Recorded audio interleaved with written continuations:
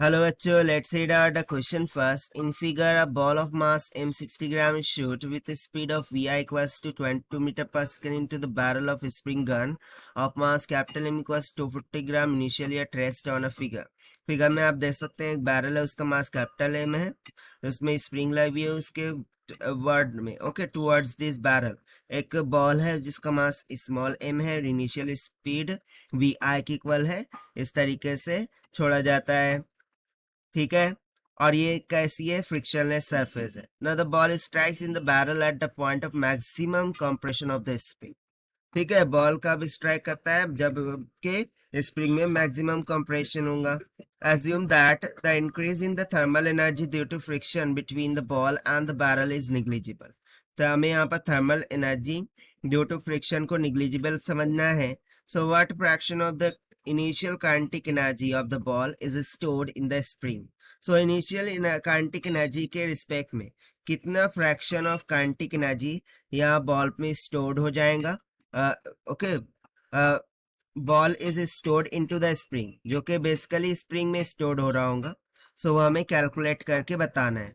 So start करते हैं solution से, but before of it let's talk about the key concept which we are going to use here for this question. So यदि मैं यहाँ पर देखूँ सो हमें किसकी बात की गई है, मैक्सिमम कंप्रेशन की। तो मैक्सिमम कंप्रेशन में बॉल और बैरल दोनों की मूवमेंट क्या हो जाएंगी, सेम हो जाएंगी, and that will be in the same direction with the same speed. That means I can use the conservation of momentum concept here. ठीक, सो यहाँ पर हम क्या लगाएंगे, कंजर्वेशन ऑफ मोमेंटम का कॉन्सेप्ट। कौन सा कॉन्सेप्ट लगाएंगे, कंजर्वेशन ऑफ मोमेंटम का। दैट मीन्स टू से कि initial momentum should be equals to the final momentum ना। इनिशियली यदि मैं बात करूं तो सिर्फ और सिर्फ स्मॉल एम था और उसकी इनिशियल स्पीड थी वी आई, और ये किसके इक्वल हो जाएंगी, फाइनल मोमेंटम में capital M plus small M हो जाएगा, और इन दोनों की फाइनल स्पीड इक्वल है, सेम होंगी, तो इसीलिए मैं उसको मान लेता हूँ कुछ भाई v के बराबर है। तो यहाँ से सबसे पहले हम v कैलकुलेट करेंगे और फिर एनर्जीज कैलकुलेट करेंगे। ठीक है, यही कंसेप्ट हम यहाँ पर यूज करेंगे।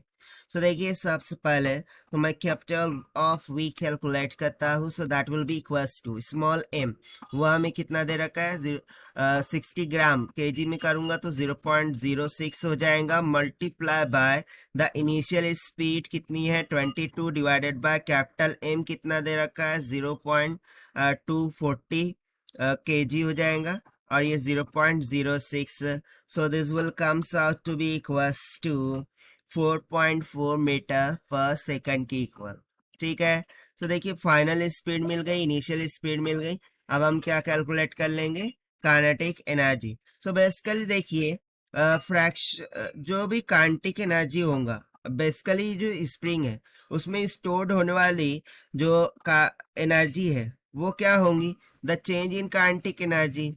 ठीक है ना, स्प्रिंग में स्टोर होने वाली energy will be nothing but the change in kinetic energy होंगी, तो that will be equals to, so final minus initial, final क्या होंगी 1/2 m plus capital M of final speed का whole square minus of initial 1, that is 1/2 m vi का whole square. So this is equals to 1/2 of small m 0.06 plus ये हो गया 0.24 v का square यानी के 4.4 का square minus of 1/2 of small m 0.06 vi 22 का होल स्क्वायर।